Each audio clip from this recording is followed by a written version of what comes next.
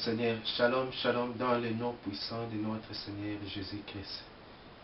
Totondi nzambe, wa apesi biso lisusu pema, apesi biso lisusu makasi, po ete mokona lelo tokoka kokutana lisusu na nzela na bilili oyo. Na yango toye kobelela makila na Yesu Kristo, comme d'habitude ya kosokola mayele na biso, esokola makanisi na biso, esokola matoi na biso spirituel. Po toyoka maloba oyo pe tomeka ko comprendre yango malamu. Makila na Yesu Kristo esokola pe miso na biso spirituel, ete makambo o biso tokoteya, makambo o tokolobela mukona lelo, tango yo koyoka yango, bisika wapi nyonso yo ozali, bisika wapi nyonso yo ozali kokende, miso na yo efungwama po omeka ko comprendre ko mona oyo nini ezali koleka pe aux environs et bisika nyonso yo ozali kozela. Molimo mosantu ekita na moma oyo, molimo mosantu eya lisusu ekoka kodirige biso e dirige nyonso oyo biso tolingi kosala, e dirige nyonso oyo tokoloba mokona lelo, na tina ete bisika wapi nyonso tokolinga totia yango en pratique, vraiment ye azala liboso pe biso tozala na sima. Na bongo po tobanda mokona lelo, tozotanga verset na biso ya liboso comme d'habitude, verset clé ya liboso, tokotanga yango na 1 Pierre chapitre 5 verset 2 à 3. 1 Pierre chapitre 5 verset 2 à 3. Boye totangi na kombo na Yesu Kristo. Verset 2. Paissez le troupeau de Dieu qui est sous votre garde, non par contrainte, mais volontairement, selon Dieu, non pour un gain sordide, mais avec dévouement. Verset 3.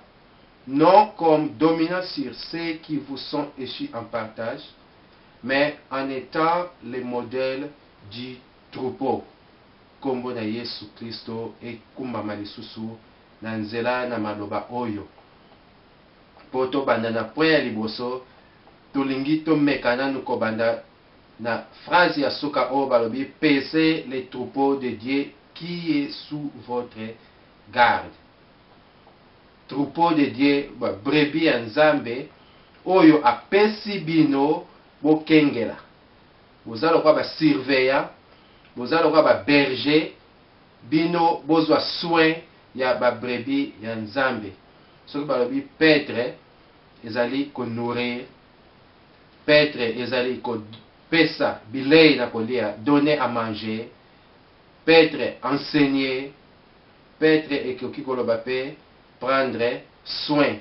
Donc Nzambe apesi ba brebis na ye epai na bino po ete bozwa soin na bango, po ete bo nourrir bango spirituellement, bo nourrir bango, bazwa makasi spirituellement, bakola spirituellement, enseigner bango, nde paître le troupeau de l'Éternel, po ete apesaki bango epai na bino. Bazali sous garde na bino. Balobi te ke baza ba troupeau ya bino, ba brebis na bino. Ba brebis ya Éternel atie bango sous garde na bino. Faut toyeba liboso, bien il faut d'abord ezala clair na esprit na biso que brebis est d'abord la brebis du Seigneur. Aza brebis ya Seigneur parce que brebis Seigneur a rachetaki ye et a établir lien moko entre brebis na ye. Mais a pesi biso bango po ete tomeka ko garder bango.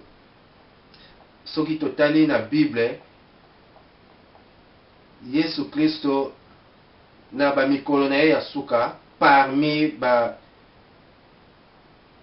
directive na ye ya suka apesaki ba apôtre, alobaki na Pierre, wana bazalaki au bord, au sur les rives ya mer Galilée, na tokotanga yango na Jean 21, 15 à 17. Jean chapitre 21, verset 15 à 17. Après qu'ils eurent mangé, Jésus dit à Simon Pierre, Simon, fils de Jonas, m'aimes-tu plus que ne m'aime ceci? Il lui répondit, oui, Seigneur, tu sais que je t'aime. Jésus lui dit, paie mes agneaux. Dans verset 16, il lui dit une seconde fois, Simon, fils de Jonas, m'aimes-tu? Pierre lui répondit, oui, Seigneur, tu sais que je t'aime. Jésus lui dit, paie mes brebis.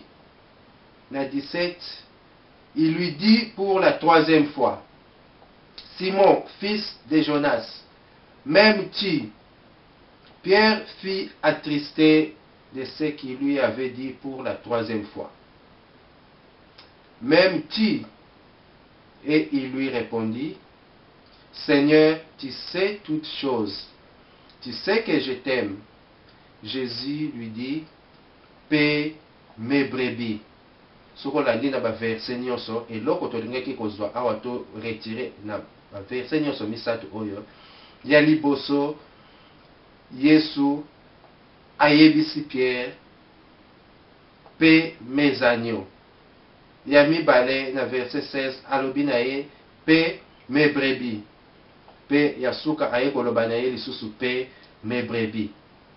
Elingi kolakisa prendre soin ya ba agneau na ngai, prendre soin de mes agneaux, sois le berger de mes brebis, prends soin de mes brebis, prends soin de mes agneaux, de Jésus yemoko mutu alobaki na Pierre.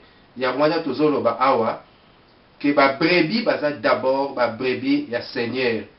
Apesi biso to garder bango, apesi biso to enseigner bango, apesi biso to nourrir bango spirituellement.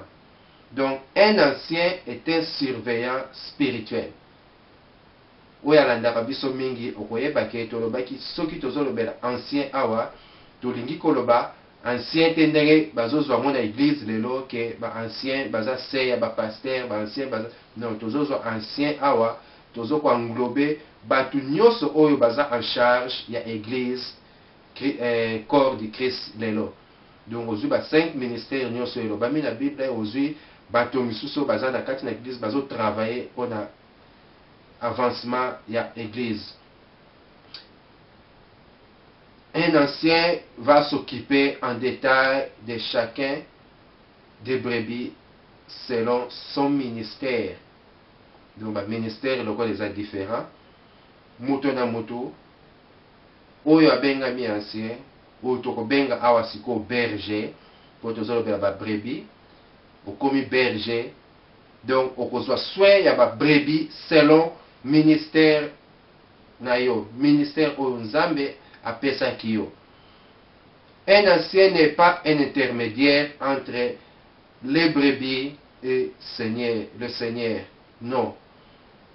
Un ancien n'est pas un médiateur entre le Seigneur et les brebis. Non. Mais un ancien, un surveillant, il y a des brebis. Donc, ce que tu dis que un médiateur, un intermédiaire, il Jésus n'a pas brebis baza en contact direct. Exactement que avant ba brebis ba solona na Yesu il faut baleka na nzela na yo. Non. La Bible même nous dit dans 1 Timothée chapitre 2 verset 5. 1 Timothée chapitre 2 verset 5. Car il y a un seul Dieu et aussi un seul médiateur. Car il y a un seul Dieu et aussi un seul médiateur entre Dieu et les hommes. Entre biso batu na nzambe na likolo, médiateur azali kaka moko. Jésus-Christ. Eza na moto mosusu te. Donc tangu ba pesi ba brebis epai na yo berger, yo komi médiateur te, yo zwa soin ya ba brebis. Ko loba te ke ba brebis ba lekaka liboso pa na yo, ba ya epai na yo, bango ba jenaka lisusu te, bango basambelaka te ba mitungisa matena ba makambo oyo ya bango. soki baye epai na yo yo nde okosambela bango. Non, la Bible elobi na biso bongo te. Moto nyonso aza na contact na Yesu Kristo directement. Po ete Yesu Kristo ye nde azali médiateur entre biso bato na Nzambe. Mais qu'est-ce qui se passe dans l'église? Qu'est-ce qui se passe dans l'assemblée lelo? Aujourd'hui, les bergers n'ont pas crainte de Dieu. Ils sont sans amour pour le peuple ou pour les brebis que le Seigneur a mis sous leur direction. Ils agissent comme si les brebis leur appartenaient. La brebis doit obéissance au Seigneur et au Seigneur lui seul. Il faut toyeba yango ke tokotosa ba o Nzambe atie liboso na biso, mais tokolanda makambo oyo bango bazoloba ezowuta epai na Seigneur, et non oyo bango bafabrike, et non oyo bango ba memeli biso ewuti epai na bango moko. Balobi na biso paissez les troupeaux de Dieu qui sont sous votre garde, non par contrainte, mais volontairement selon Dieu. Contrainte, et pression exercée sur quelqu'un pour obtenir de lui quelque chose. Donc pression, oyo, tango mosusu, ba berger, bazali ko sala sur ba brebis, pour bazwa quelque chose na ba brebis, ezali malamu te, parce que Bible lobi na biso ba brebis o bazali na contrôle na bino pese bango non par contrainte mais volontairement. Soki balobi contrainte lisusu ekoki kozala lisusu ba règle moko obligatoire oyo ezo réduire liberté d'action ya ba brebis. Il cause à la physiquement, il cause à la morale, il cause à la spirituellement. Au moins dans la carte de l'église, bah tiens bah règle moko boye, bah sala mo bah kamoko oyezake bino bah tukutu boza na kati bozo ye bah yamote, bah sali bah règle wana biloko wana pour bah retirer quelque chose de vous, pour bah retirer liberté na bino commis un peu limité.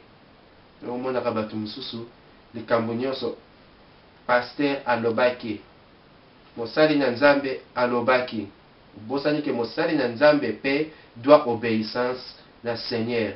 C'est pourquoi tango nyonso tozo ko rappeler, tant o to komi nango e komi tamoko boye, mutu nyonso mwana na Nzambe nyonso, il faut se comporter comme bandimi ya bere, c'est-à-dire soki bateyo mateya ozongi na ndako zalaka na bitidi ya kufungola Bible ke lisusu kotala o nini bazoloba na yo na église, est-ce que vérité eza nini na église. Obeleli molimo mosantu ye akoya kolakisa yo nini oyo ozotanga, akufungolela yo ba révélation na oyo ozo kotanga.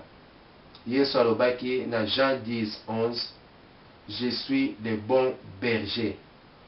Abakisi a continué, le bon berger donne sa vie pour ses brebis. Donc le bon berger donne sa vie pour ses brebis, non par contrainte, mais volontairement.